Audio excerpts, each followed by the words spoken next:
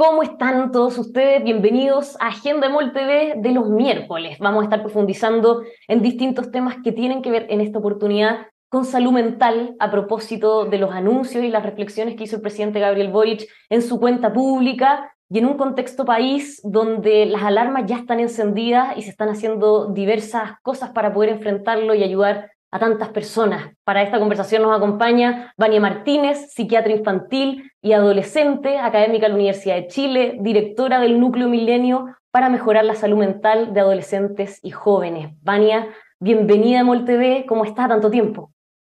Muchas gracias. Bueno, aquí contenta porque volvamos a hablar de esta temática de salud mental y a la vez preocupada porque sigue siendo una necesidad aún sin resolver en nuestra población. Sí, una necesidad, un flagelo, podríamos decir, Vania. Y el presidente Gabriel Boric le dedicó algunos minutos en su cuenta pública a este tema. Él reafirmó el compromiso, decía él, para materializar la mayor inversión en salud mental de los últimos 30 años y también hacía un llamado a que nos tratáramos mejor, a que fuéramos más empáticos. Partamos por la cuenta pública. ¿Qué le parecieron las palabras del presidente en torno a la salud mental? O sea, yo valoro mucho que en una cuenta pública se toque esta temática con todas las temáticas, ¿cierto?, que hay y que se dé este anuncio de la importancia de invertir en salud mental, que es una necesidad. Claro que también es importante lo que cada uno puede hacer, ¿ya? Está bien esa parte también, pero sin duda que una inversión que viene desde el gobierno es muy importante y muy necesaria. Y ahí, Vania, ¿por dónde hay que atacar el problema? ¿Qué es lo que más hace falta en estos momentos? Sí, bueno, cuando hablamos de salud mental, hablamos también de un bienestar integral. Yo creo que siempre en nuestra mente está como la necesidad de la atención, de los tratamientos, más psicólogos, más psiquiatras, ¿cierto? Pero en realidad la salud mental es mucho más allá que eso. O sea, desde la cuenta pública también hay anuncios que tienen que ver con seguridad, con deporte, con ciencia, y en realidad todos esos elementos si apuntan a un mejor bienestar, también es a una mejor salud mental de la población, ¿ya? Pero sin duda que también el sector salud requiere también esta mayor inversión. En general en nuestro país se invierte alrededor de un 2,4% de todo el presupuesto de salud en salud mental, y la aspiración también, lo prometido por el gobierno, es llegar a un 5, un 6% al final de este gobierno, así que se requiere para el próximo año un decidido aumento para que así no vayamos quedando al debe, ¿ya? Y con la inflación que tenemos, ¿cierto? Sabemos que también los presupuestos requieren este reajuste también. El Ahora, presidente hablaba ahí de los centros que se están habilitando en distintas regiones, que van a seguir en esa dirección, anunció algunos nuevos. ¿Es ese el mejor camino, a su juicio? sí, gracias Patricia. Justo iba a mencionarte eso, que se priorizó, digamos, la cuenta pública porque después nos llegó un documento en donde hay otros elementos también, y bueno, y sabemos el plan Construyendo Salud Mental, que también tiene otros elementos, pero se priorizó hablar de centros, de la construcción y desarrollo de centros que son especializados, que son los COSAM, en las comunas, que sin duda es una necesidad sentida que tienen las comunas cuando no tienen un centro en que tenga especialistas, pero no se debe descuidar la atención primaria, que es donde gran parte de la población hace su ingreso a la salud mental, a las necesidades de salud mental, es el punto de partida y donde debieron resolverse también gran parte de los problemas de salud mental. O sea, por ejemplo, si hablamos de depresión, de 15 años hacia arriba, además es una garantía G o auge. Y por lo tanto, depresiones leves y moderadas, e incluso graves, tienen atención priorizada en la atención primaria de salud, o sea, los CESFAM, o bueno, centros que cumplen esos requisitos, digamos. Y quienes debieran ir a especialistas, personas entonces que tienen, por ejemplo, un trastorno bipolar, depresiones con psicosis, entonces cuadros que son mucho más severos o más graves. Y entonces, por lo tanto, si bien es importante avanzar quizás en la construcción de estos centros de salud, también necesitamos reforzar la atención primaria de salud y que haya no solo mayor acceso, que en este momento es una dificultad, sino que los tratamientos sean de calidad. Hemos visto cómo muchas veces la atención que se hace ahí es breve y muy esporádica. Entonces no se puede hablar de psicoterapia si es que yo voy a un psicólogo o una psicóloga una vez al mes, ¿ya? Y eso en ninguna parte del mundo ha demostrado que eso tenga un impacto en una mejor salud mental. Por lo tanto, ahí es donde necesitamos también poner altos esfuerzos para los temas de atención. Y bueno, ¿para qué hablar de prevención y promoción, donde actividades con la comunidad también son muy importantes y con el intersector? Educación, por ejemplo, ahí tiene un gran rol las comunidades educativas para favorecer una promoción del bienestar y prevención de problemas de salud mental. Antes de hablar de la prevención, a propósito de lo que decía Vania, el mismo presidente en su mensaje de la cuenta pública comentaba, 1 de cada 4 personas tiene algún padecimiento vinculado a la salud mental y de ellas solo el 20% recibe algún tipo de tratamiento. Esto va en la misma dirección de lo que usted decía, ¿no? Exactamente, incluso, o sea, eso es en globo, pero por ejemplo, si vemos el acceso que tienen ciertas poblaciones, adolescentes y jóvenes, les cuesta mucho más acceder a atención en salud mental, tienen más barreras, ¿ya? Y por ejemplo, los hombres también, los hombres tienen más barreras, no solo barreras porque no haya profesionales, porque no haya horas disponibles, sino también barreras que tienen que ver con el estigma, con cómo nuestra cultura enfrenta las atenciones de salud mental. Entonces también tenemos que avanzar en ese sentido, en romper los estigmas, es algo que día a día tenemos que trabajar. También ahí los medios de comunicación nos pueden ayudar mucho en, por ejemplo, no hablar de depresivos, sino a las personas que tienen depresión, los suicidas, etcétera, sino que poner a la persona primero y siempre dar a conocer también que hay oportunidades para pedir ayuda. Yo creo que en este momento igual deberíamos decir eso. Chile tiene teléfonos de crisis, en este momento el asterisco 4141 es una línea de prevención de suicidio y para salud mental general 600-360-7777. Salud Responde también tiene una opción de una primera atención y contención y va a favorecer también una derivación oportuna. Y ya han En el caso de marcado jóvenes, también a los jóvenes les gusta mucho el chat, también por ejemplo está el chat de INJUV, de Hablemos de Todo, que también es una gran oportunidad para jóvenes. y está este nuevo programa de la región metropolitana, el Quédate, ¿no? Claro, también en la gobernación de la región metropolitana está haciendo un énfasis en la prevención del suicidio mediante este programa y ahí ellos también tienen un chat Quédate y además están haciendo acciones a nivel de la comunidad que también son muy importantes de realizar. Y eso Ahora, ojalá que se puedan ir expandiendo, que veamos que también no queda solo en la región metropolitana, ¿cierto? Que efectivamente hay en otras regiones. Ahora sí es importante que se avance en algo que sea a largo plazo, ¿ya? Porque, por ejemplo, este programa tiene un financiamiento por 2 años, ¿ya? Allí viene desde la gobernación y por lo tanto también requiere una mayor integración con el propio sistema de salud. Y algo muy importante, no solo para Quédate, sino en general para las políticas públicas, es la conexión con la investigación, la academia, los centros que hacemos investigación como el Núcleo Milenio y MAI, para que lo que ahí se ofrezca sea basado en evidencia o se vaya generando evidencia para que no sea solo hemos atendido tantas personas, hemos capacitado tantas personas, sino sí saber que esto realmente tiene un impacto en la calidad de vida de las personas. usted mencionaba la importancia de romper con ciertos estigmas y es evidente que el último tiempo, los últimos años, todo lo que tiene que ver con salud mental lo vemos más sobre la mesa, es parte del debate, pero ¿cuánto nos falta como sociedad, como país, Vania, a su juicio, para que sí entendamos que este es un problema real, que en muchos casos es una enfermedad y que por lo tanto no hay que juzgarlo, hay que acompañarlo, hay que entenderlo?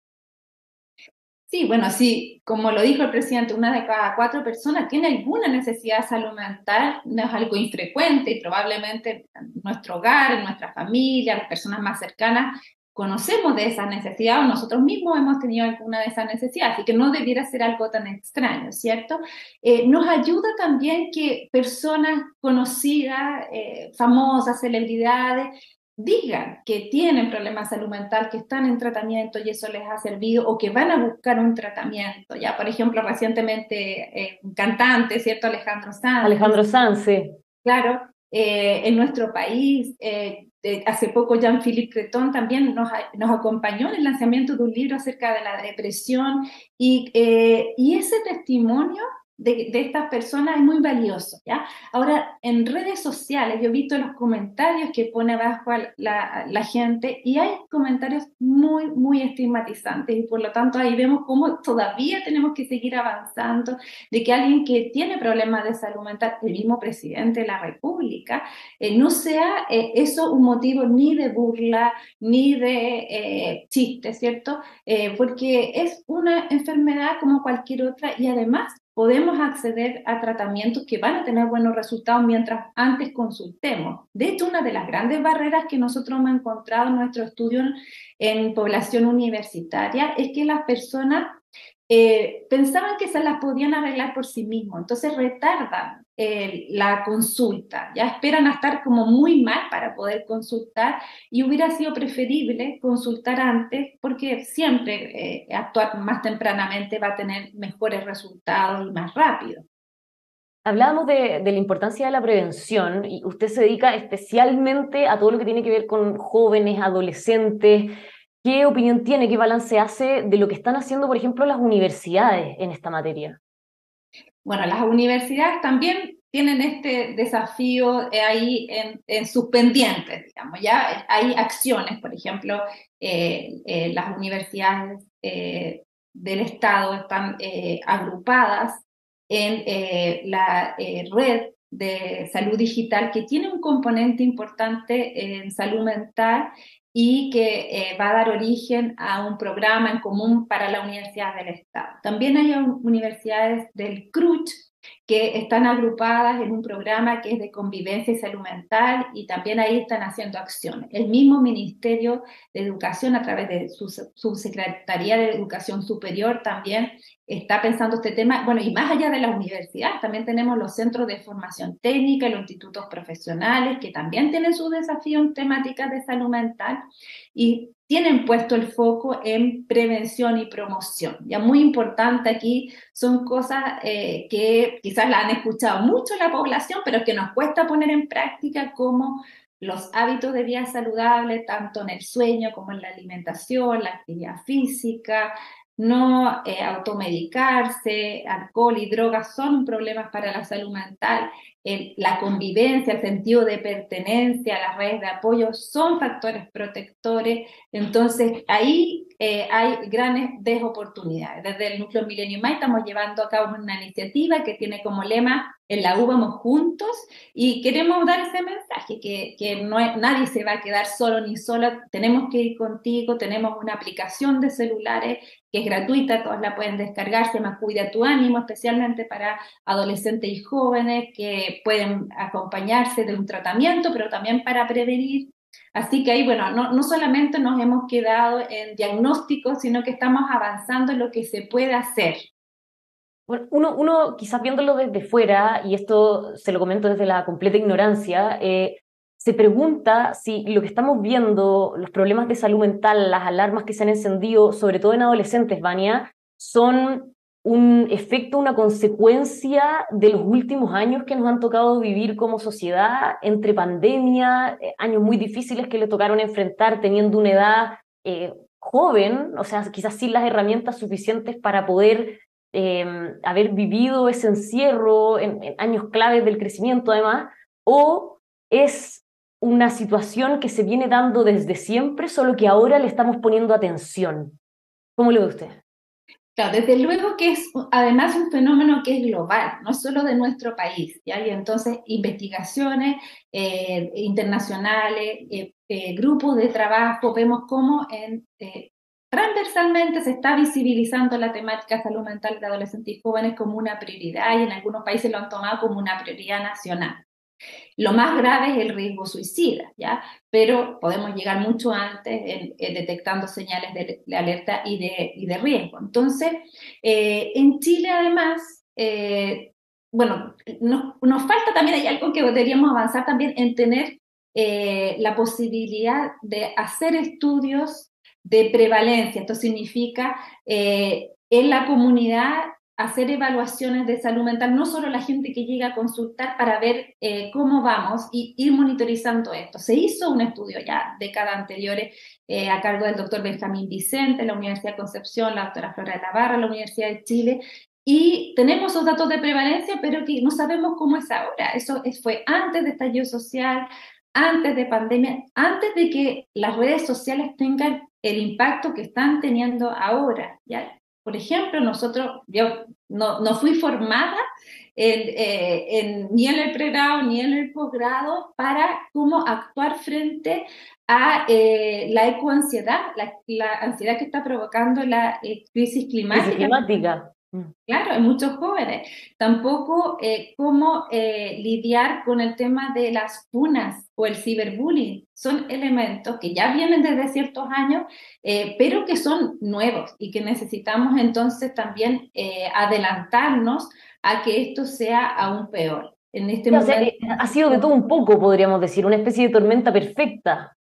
Exactamente, o sea, nosotros vemos también cómo profesionales de salud mental se forman cada día más. Nosotros en nuestro país tenemos psicólogos en colegio, en consultorio, o sea, es un gran avance. Hay otros países que no lo han tenido, nosotros mismos hace algunas décadas tampoco. Entonces tenemos avance de hablar de salud mental, de que haya más profesionales capacitados, pero tenemos este desafío de llegar antes de que se produzca el problema idealmente, y para eso necesitamos el trabajo intersectorial. Qué importante aquí serían, por ejemplo, las artes, la cultura, bueno, ya mencioné también el deporte, o sea, que las ciudades también las pensemos de forma más amigable, tener áreas verdes. Entonces, todos debiéramos tener en nuestra mirada cómo podemos aportar una mejor salud mental.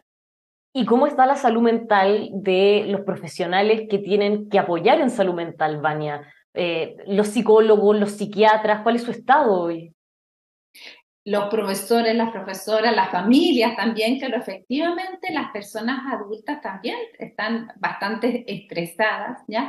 Y por lo tanto, el trabajo, claro, no es un enfoque al individuo, sino que deberá ser un enfoque más sistémico, ecológico, ¿cierto? En donde pensamos cómo las comunidades las hacemos más saludables. Al interior de una familia, por ejemplo, nos ha pasado como jóvenes, se les detectan problemas de salud mental, pero vemos cómo además hay un padre o una madre que también está con sus propias necesidades de salud mental, o hay situaciones como violencia intrafamiliar, abuso de sustancias que requieren atención. Entonces no basta con un individuo, sino que es importante ver a la familia. Y así puede suceder en un colegio, en una empresa, verlo esto de manera también más global. El trato que tenemos uno a uno, ¿cierto? Los vínculos que establecemos con las personas en quienes nos apoyamos, las redes de apoyo, el propósito también que tenemos para el futuro, nuestra vida, son elementos también muy importantes para reconocer factores de riesgo y factores protectores. ¿A qué segmento cree que le cuesta más dar ese paso de solicitar ayuda? ¿A los adultos, a los jóvenes? ¿Cómo lo ha visto usted por su experiencia personal, además?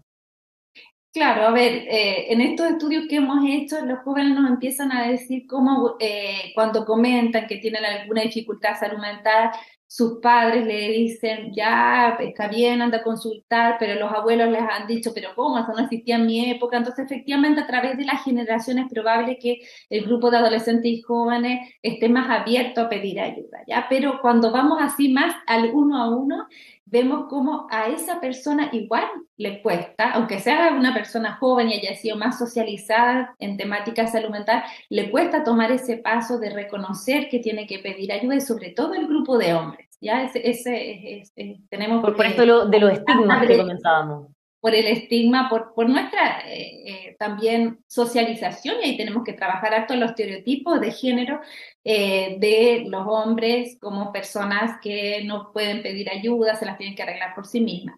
Ahora, obviamente esto también puede ocurrir en las mujeres, en distintos grupos etarios también. Claro, Ahora, porque ahí se da un tema en doble sentido. Por uno, esta idea de que los hombres no piden ayuda y pueden solucionarlo, pero por otro, de que es más normal o se naturaliza el que las mujeres seamos más propensas a tener problemas de salud mental. sí, Patricia, y otra cosa que nos dijeron también, las mismas mujeres en estas entrevistas, mujeres jóvenes, adolescentes, que nos decían que en el caso de las mujeres también a veces cuesta dar el paso a pedir ayuda porque se dicen, no, lo que pasa es que debe ser la regla, que bueno, así son las mujeres, son más sensibles, son más lloronas, entonces también cuesta a veces para las mujeres también dar ese paso que no sean estigmatizadas. Vania, En nuestro país igual hay que considerar que no trabajando yo con ese grupo etario, también las personas mayores, sobre todo hombres, requieren también estrategias para abordar su aspecto de salud mental, considerando que en nuestro país las tasas más altas de muerte por suicidio son en hombres de 80 años y más, ¿ya? No en número, porque son una población menor, pero en tasas sí la proporción, digamos, de muertes que ocurren a esa edad es más alta. y eso, ¿cuál es el análisis que existe detrás? ¿Por qué ese segmento en particular? Claro, nuevamente pensar que los problemas de salud mental son multifactoriales, ¿cierto? No es solo la biología, que sin duda tiene un rol, también hay aspectos de la cultura, del aspecto de la economía, ya se ha visto cómo también cuando hay crisis económicas empeora la salud mental, ¿ya? Entonces hay que verlo de forma más global, y en el caso de personas mayores es probable que la soledad, el poco sentido también de un propósito de vida, también puede haber precariedad económica, enfermedades físicas asociadas a dolor también tienen un gran impacto. Bueno, y tenemos una misión como sociedad finalmente. Tenemos una misión como sociedad que primero mirarse uno, porque en realidad si uno no está bien, difícil que pueda ayudar a otras personas. Y ahí eso también nos pasaría a psiquiatras y psicólogos. O sea, primero, reconocer cómo está cada uno en su salud mental, si estamos bien, cómo podemos hacer para tener un mejor bienestar. Estoy cuidando mi tiempo de ocio, le estoy dando tiempo al sueño, a la alimentación saludable, a compartir con otros. Bueno, ahí cada uno su propio análisis. Y también ir mirando alrededor, a la gente que tengo alrededor. Hay alguien que me preocupe, hay alguien que veo que quizá no lo está pasando bien, le puedo ofrecer mi ayuda. Ya ahí creo que es importante esto, como decir, ¿qué necesita? Más decir, yo de hacer esto, a lo mejor la persona solo necesita que la escuche o necesita que la acompañe o que la aliviane de alguna tarea. También ha pasado esto con duelos que las personas, a propósito también de pandemia, gente perdió a familiar, a personas conocidas y no han podido procesar adecuadamente esos duelos, y creo que también ahí hay una deuda pendiente, que podemos avanzar también en un trabajo colectivo de los duelos. Aprovechando estas señales que usted nos menciona o incluso las alternativas que cada uno tiene para mirarse a sí mismo, pero también para mirar alrededor, ¿qué actitudes o qué cosas son las que nos deberían alertar? No solo en lo personal, sino que también respecto a un otro. Sí, cambios en el ánimo que se mantienen por un tiempo. Nosotros hablamos de 2 semanas, ¿ya?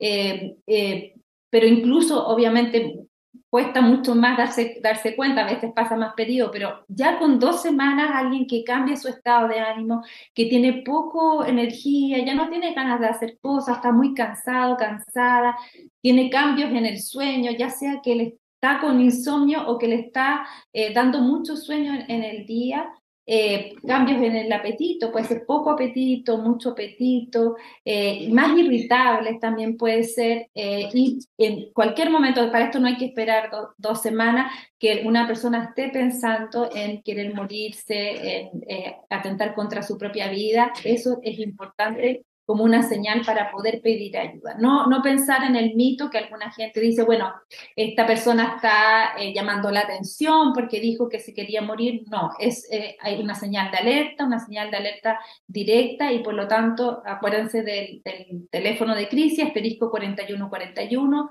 para tener una primera orientación y pedir ayuda profesional si es que se requiere. Vania, lo comentamos al comienzo de la entrevista, pero a forma de recapitular.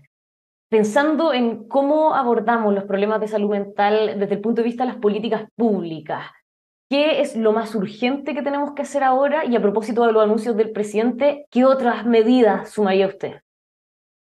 Sí, lo más urgente, lamentablemente, igual es apagar incendios. O sea, si yo estoy en una casa y se me está incendiando la casa, obvio voy a tener que apagar ese incendio. Entonces, ahora sí tenemos situaciones urgentes.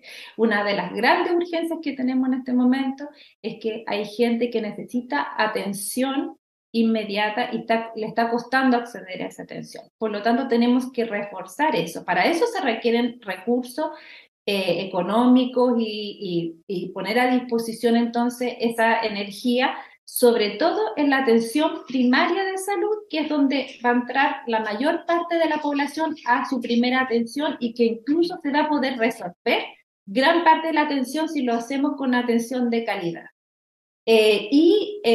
La atención secundaria, que son los COSAM, psiquiatras atención más especializada, va a quedar reservada para las personas que tengan situaciones aún más graves. Ya, eso es lo urgente. Pero en paralelo, no podemos descuidar la prevención de esta problemática y una promoción de una mejor salud mental, abordando desde la educación, lo que nosotros llamamos también psicoeducación, para que entonces todos vayamos conociendo, hablando de estos temas y sin el estigma que tiene. Vania, y ahora sí, a modo de cierre, para no quitarle más tiempo, además el programa ha estado sumamente interesante, ¿qué recomendaciones daría usted, más allá de estas señales de alerta que decía que hay que ponerle ojo, para aquellos que sienten que podrían estar viviendo algún momento crítico o que eventualmente necesitarían algún tipo de ayuda? Sí, bueno, para esas personas que en este momento están pensando lo que me pasa a mí será parte de la normalidad, o alguien familiar que lo ve de afuera, será la edad del pavo, serán todos los adolescentes así, se están cerrando un poquito más en su pieza, no quiere hablar tanto conmigo, me responde mal, o será para ya consultar a un profesional de salud mental. Para todas esas personas, el mensaje es que es preferible consultar de más que de menos, ¿ya? Y que hay personas que están ahí para ayudarte. Puede ser a través del chat de INJU, Hablemos de Todo, puede ser en región metropolitana, también está el programa Quédate, y también tenemos el Fono Salud Responde. Entonces hay herramientas para una primera atención y que te ayuden a distinguir si lo que tú tienes requiere o no una atención de salud mental. Puede ser que no te vaya bien a la primera, y eso también lo hemos recogido como experiencia. Fui donde un psicólogo, fui donde un médico, no me gustó, me dijo que lo mío no tenía importancia, y en realidad yo me sigo sintiendo mal, o me atendieron muy rápido. Bueno, puede ser que la primera vez no te fue bien, ¿ya? No por eso no digas que nadie te va a poder ayudar. Y hay que insistir de nuevo porque va a haber alguna forma de que alguien realmente te va a poder ayudar. Vania, muchísimas gracias por todas sus palabras, los consejos, las recomendaciones y por habernos acompañado hoy día para hablar de este tema tan importante como lo es la salud mental. Gracias a EMOL TV por tocar estas temáticas, y que ojalá que sigamos cada cierto tiempo volviendo a ponerlas aquí en este programa a disposición de la audiencia. Eso, que no salga de la palestra, que no salga de estar sobre la mesa, Vania. Muchísimas gracias nuevamente, y a todos ustedes que nos están viendo los dejamos invitadísimos a que sigan con nosotros aquí en emol.com.